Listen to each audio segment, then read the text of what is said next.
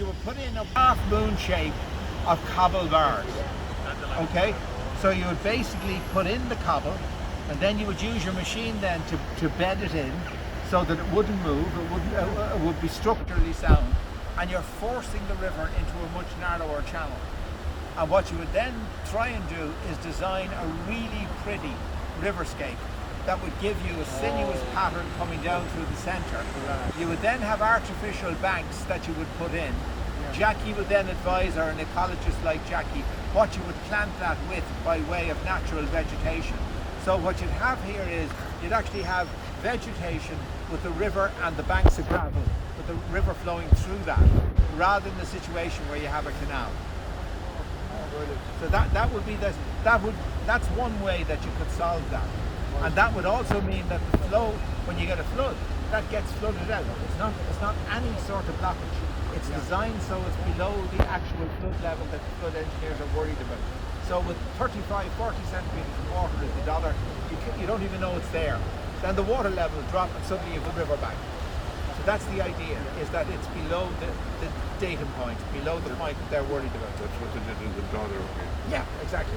Would there be any funding? You know, the issue is communication, really, isn't it, with the people? Yeah. And this could be presented in a kind of a visual way, with you know, as a model, and shown modelled up in the future. Is there any kind of funding available that could make that the councillors could see it and the public could see it? I don't want to give any names, okay? So one of my friends that I was started school with, not to tell you how long ago it is, he was in my house one day and he said to me, my nephew, he said, he works down in the West, and he sent me some videos of this guy giving presentations, and he's just amazing. So he's in the council here in Mayo. So I rang him and I said to him, you're probably going to freak when I tell you what we're thinking of. And he said, no, he said, you know, the council would actually be very interested to hear about this, because what they're interested in is the actual architecture of the town. And they're very conscious that this, to a visitor, looks nice, but in reality could look so much nicer if it was natural.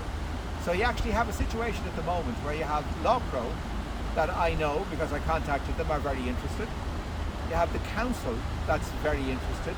You have the biggest landowner on the river very interested. So I don't think I have not in the last 10 years had an issue where capital funding was an issue. Finding the money is really not really the problem. The problem is making sure that you get the community behind it. It's the communication space. Communication.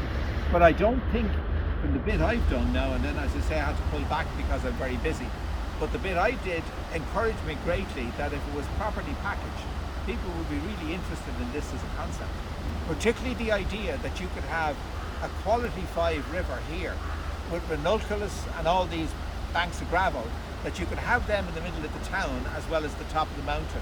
The story you could tell with a storyboard on the mall here would be magnificent. And the fact that it was the community decided they were going to get their river back. Now you've already done a great job in terms of the water quality.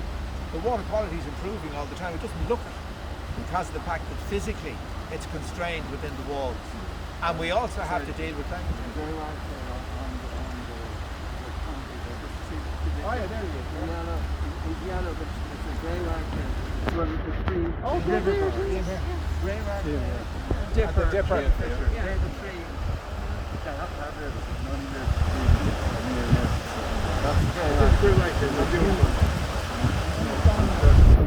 Way back there, yeah? They're lovely. The grey is lovely blue.